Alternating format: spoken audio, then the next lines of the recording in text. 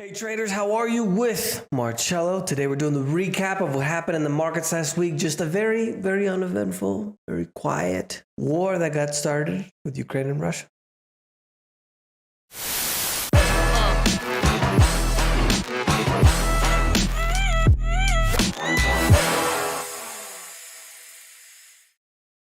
Most of the week, mostly affected by the situation in Russia. We're going to talk about the effects of it, right? This has much larger, what's the word? I always do the Spanish videos first, so I always forget the words in English. It's detrimental, the repercussions, that's the word I was looking for. The repercussions of this are much larger than just Russia invading Ukraine. And unfortunately, NATO is not really doing much. The sanctions that they're going to put on, in my opinion, aren't really going to do much. And I'm going to explain to you exactly why here in just a moment.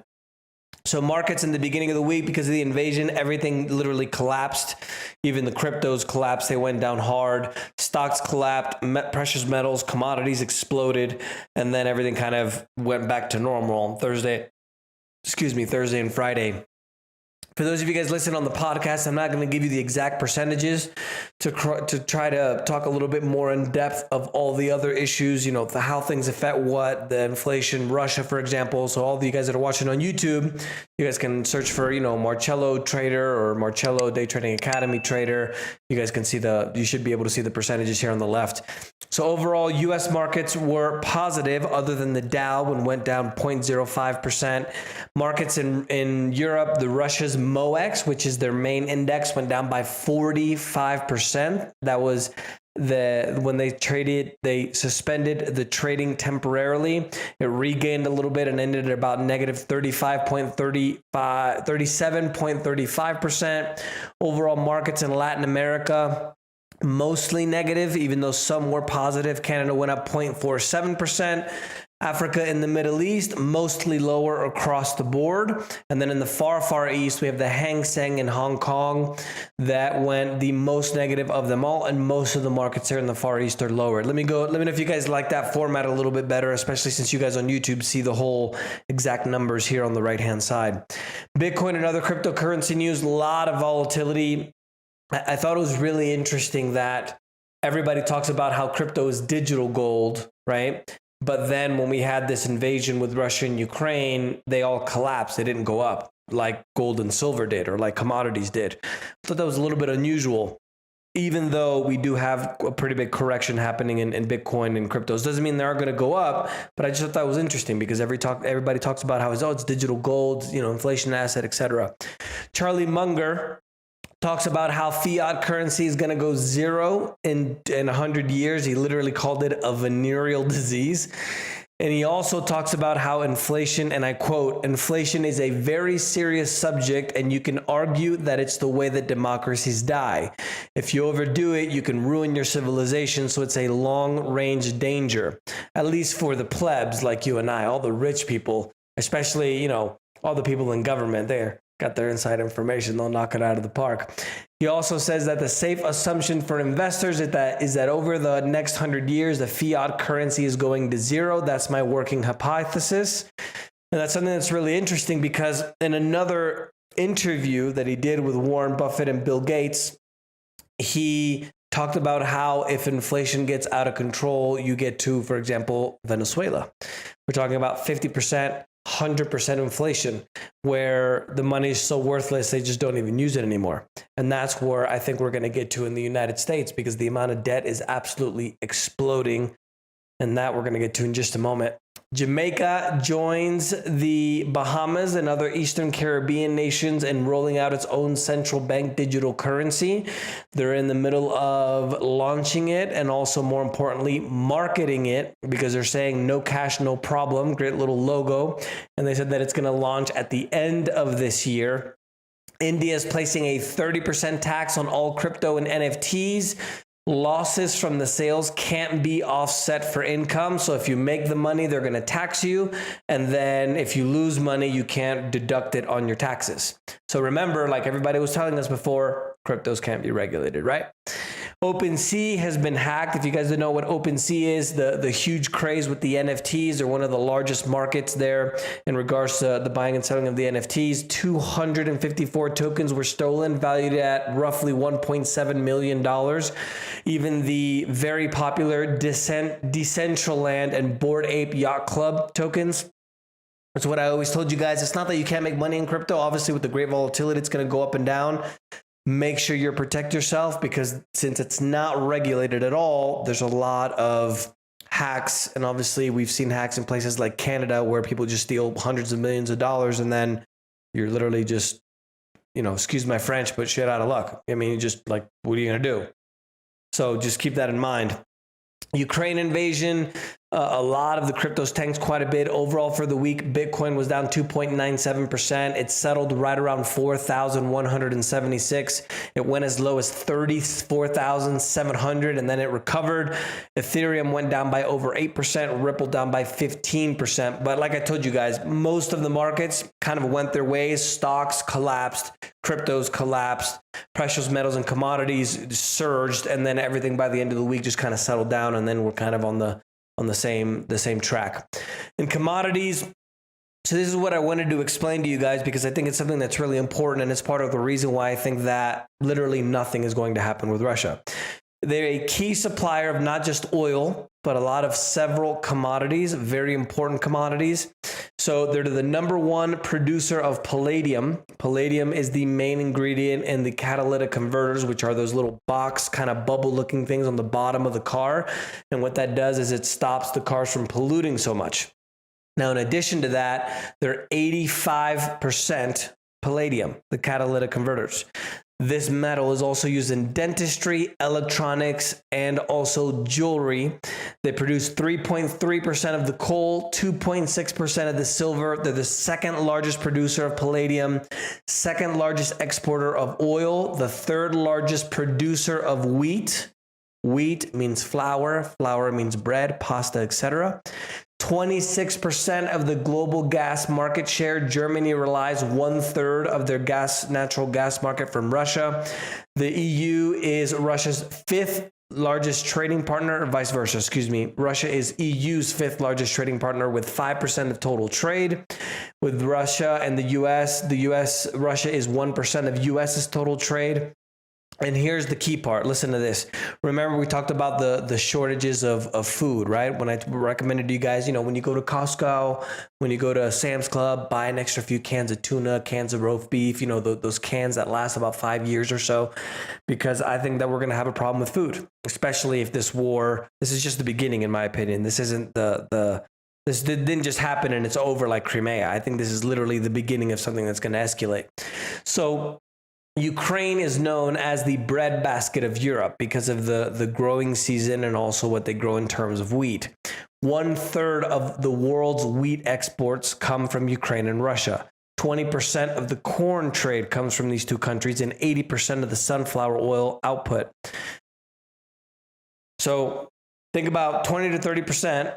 And in addition to that, we have a situation where a very big portion of the fertilizers produced in Russia, in addition to some components in Ukraine, but mostly Russia and Belarus, especially potash. So India has even starting to make a direct agreements to be able to go ahead and settle their trade in rupees rather than dollars. So all of these sanctions that the US is talking about, it literally is going to do absolutely nothing, because Russia is making agreements directly with other countries to settle in their currencies rather than the US dollar. So the sanctions are only placed on US dollar trade, right? So Russia made an agreement, if you guys remember, and a multi-billion-dollar gas pipeline that's going to be settled in euros, not in dollars. So we have a situation where Russia, because of their natural resources and because they haven't gone on the full climate change, we need to stop drilling for oil that the West has done, like the United States and Canada and Europe. We literally have to rely on Russia for a lot of these things. And especially since elections are coming up this year and the powers that be don't want to lose their power, they don't want to do anything that will be significantly let's say, detrimental, because if Russia does something else, like cut off the fertilizer or cut off the oil, and they invaded literally at just the right time due to the fact that it's the middle of the winter, and if Germany, the fourth largest economy in the world, relies on 1/3 of their natural gas coming from Russia, they literally can't do anything against Russia, or they're going to freeze. You see? So it's a situation where they literally just took it, and we're doing nothing to help those innocent people. It breaks my heart, those poor people in the Ukraine. So in 2020, there was agreements that were placed a long time ago with China and the UK about Hong Kong. In 2020, China just went in and took Hong Kong.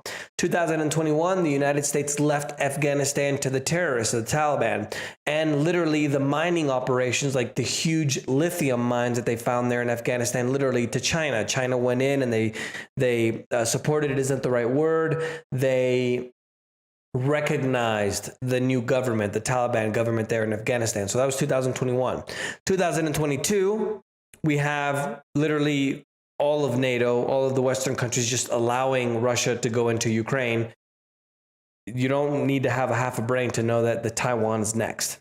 And so if China goes after Taiwan and they take Taiwan, the vast majority of the semiconductors in the world for all of our electronics are made there. And literally China could just choke the entire market. And so this is really bad. So I hope you're prepared. The preppers were right. Go out and buy a little bit extra food, because there was even a grain ship that was destroyed by a projectile. I think this is going to get worse. I don't think it's going to get better.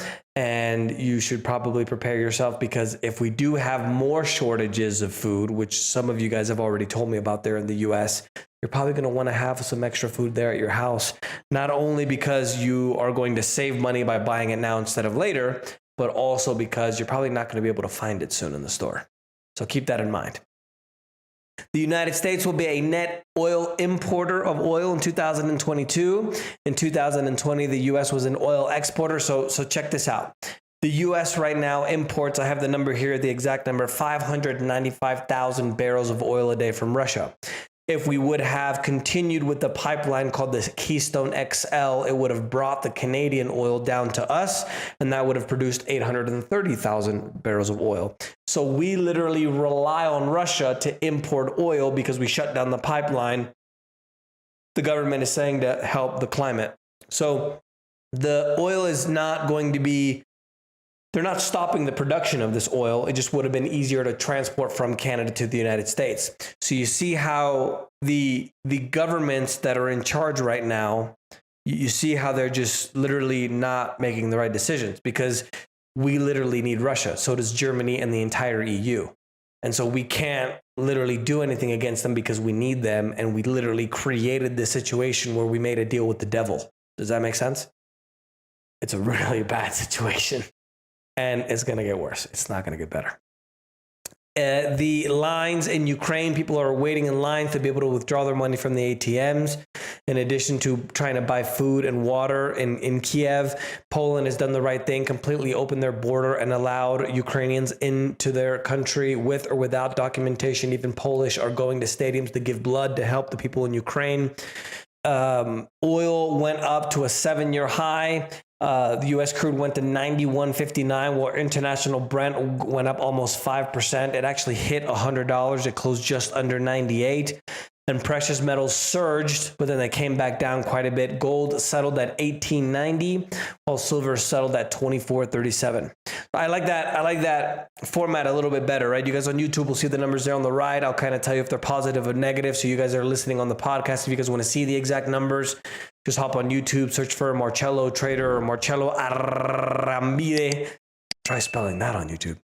And then, I'll be able to kind of go into a little bit more depth into some of these topics so you guys can see how all the dots combine. Because at the end of the day, I do these videos so you guys can learn, right? To make good decisions. I don't give trading advice per se, right? I'm not a financial advisor. I can't recommend where you put your money, but obviously if you guys learn how to understand these things, you guys will be able to go ahead and make the right decisions for your money and especially your family. U.S. national debt surpassed $30 trillion full decade ahead of expectations. The national debt increased by over 50% every 5 years since 2001. By the end of 2025, we're expected to have $40 trillion in debt. And by 2031, it's going to surge past $60 trillion. That's if we continue on the same path that we're at as now, which at the end of the day, I think the government, whether it's the right or the left, they're literally just driving the same car off the cliff. One just drives the car slower than the other. That's kind of the way I look at it. And so we're in a really bad situation because it's not going to be war, or it's going to be either the war or the collapse of the dollar, or it's going to be both. And it's looking more like both because the collapse of the dollar can be caused possibly by the war. Interest payment on the debt overwhelmingly is starting to really overwhelm the federal budget, and the US dollar is definitely heading for a collapse. With the purchasing power, the dollar has dropped to a record low. And if you guys don't know, for example, the reason, for example, why an ounce of gold cost $1,000, what was the price? $1,200, $1,900, let's say, $1,900. When in the 1900s, let's say 1910 or 1915, it literally cost $5 or $10.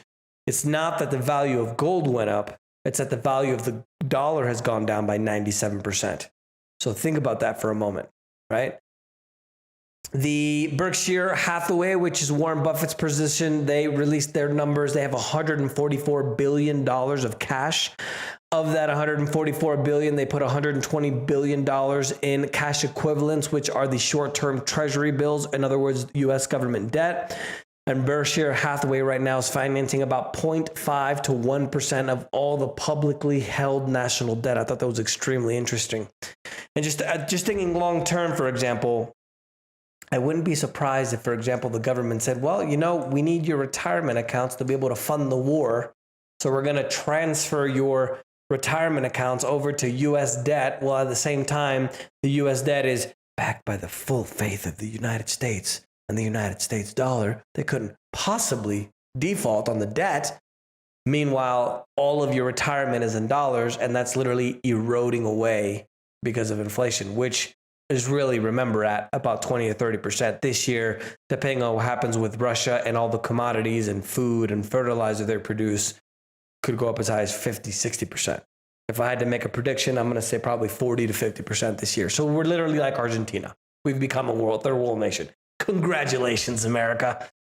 Other than that, on Monday, the Japanese Parliamentary Committee approved the biggest spending plan in Japan in history.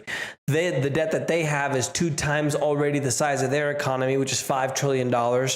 And the only advantage that they have, however, is that their internal debt. So all the savings of the Japanese, that's a lot of the debt that they have rather than external debt like we have in the United States. Biden administration is preparing initial package on sanctions on Russia. Remember that it's not really going to do much because we need Russia, and they've already been making agreements to not settle in dollars. So essentially they don't need to be able to settle in dollars. Russia has an equivalent of $638 billion in foreign exchange reserves as well. So they can afford to wait out the Western sanctions, which is why I'm saying it's just all talk. Literally, like all of everything that they're going to do is just, they blasted, it's horrible, this and that. And they're not going to do anything. They're literally just going to allow Russia to invade a foreign country. People are going to die, innocent people, unfortunately. My heart goes out to the people. And at the end of the day, I think that the United States instigated this problem. Didn't have to be this way. The UK CPI, the inflation index, is up 7% in April. It's going to top 7% in April, and the Bank of England is expecting it to go down at that point, but it's still going to remain above 5% for the year. The fast rising prices are going to bring the biggest one-year fall in disposable income adjusted for inflation in the last 30 years. In the UK, the energy bills have spiked to $2,723 per household. It's up 54%. So remember, consumer spending by far is the biggest portion of the economy in most industrialized countries in the world, right? So in the United States, it's close to 70%. In a place like England, I don't know the exact number if you guys want to pop it there in the comments, but it's definitely over 50%. And so we're talking the entire world outside a lot of the countries in Africa and a bit of the countries in Asia. So if the consumers are getting their budgets tightened because of inflation, because energy is going up, food is going up, everything is going up, they're going to have less money to spend in the economy. Less money being spent in the economy means less economy growth, which means no bueno economy, right? See the connection?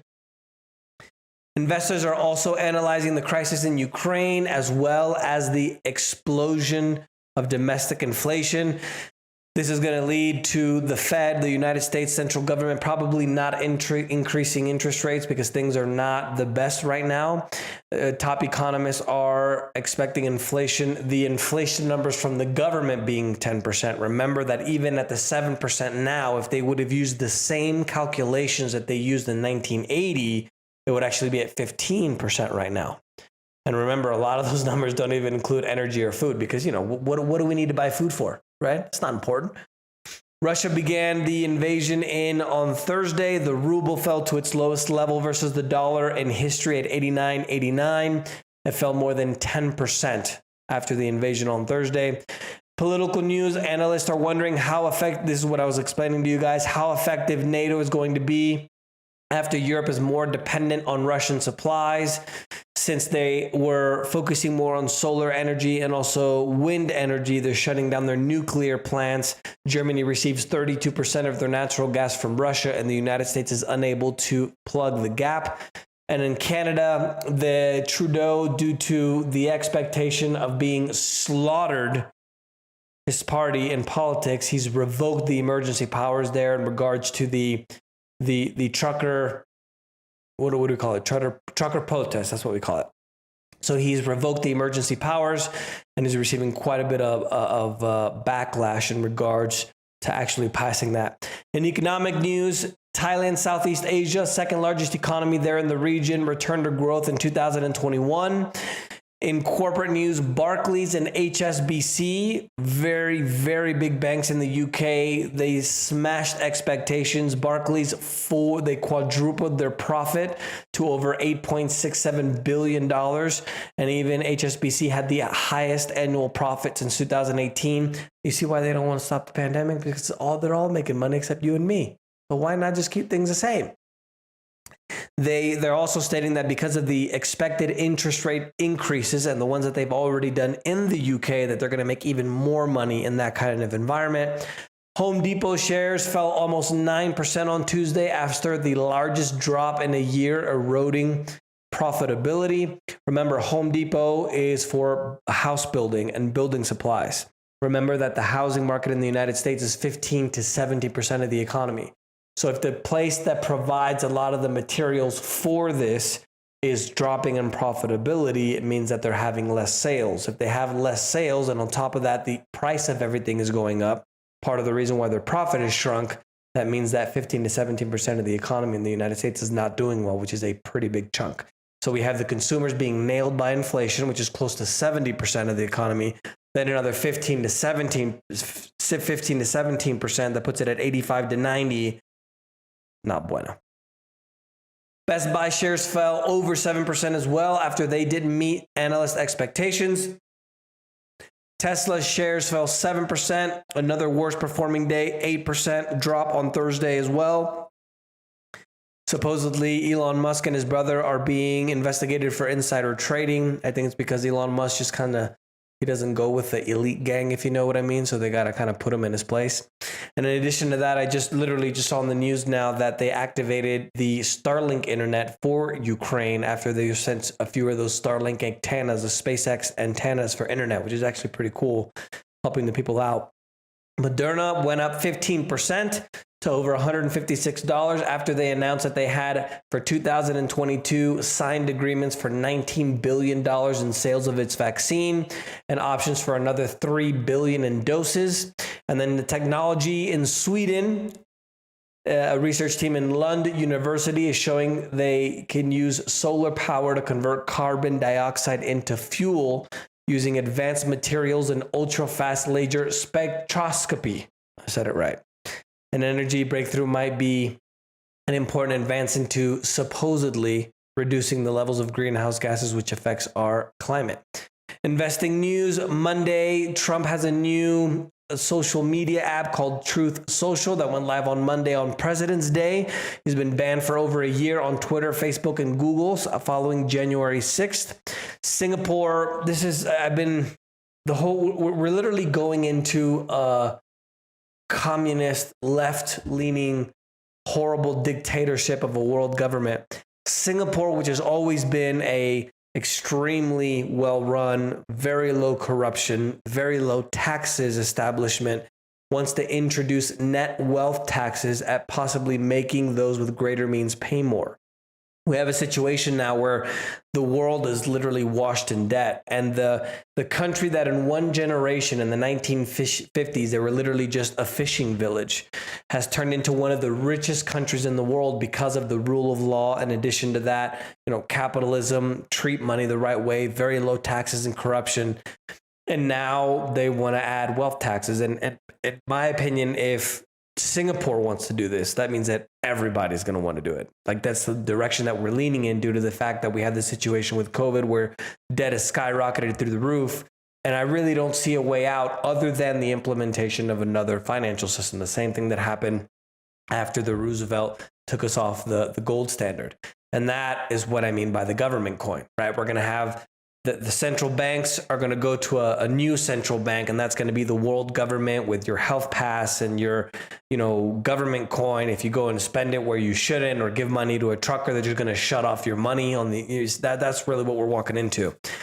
So the preppers were right, guys. So make sure you enjoy life a little bit right now, because soon you may not be able to enjoy it anymore. 50 largest U.S. metro areas with a median rent rise of 19.3% from December 2020 to December 2021. The Miami metro area went up 49.8% at an average rent of $2,850. Other cities in Florida and the Sun Belt, if you guys don't know, is from Arizona, kind of just follow that all the way down to Florida, Georgia, Tennessee, Alabama, that whole kind of Mexico, Caribbean, Atlantic kind of plate there in the south of the U.S. All that has rose over 25% of the same time period. U.S. Labor Department is saying that the rising rents are increasing driver of high inflation and becoming one of the nation's top economic issues. Just in 1 month alone, from January to December, rent costs have gone up 0.5%. It may seem small, but it's the biggest increase in 20 years.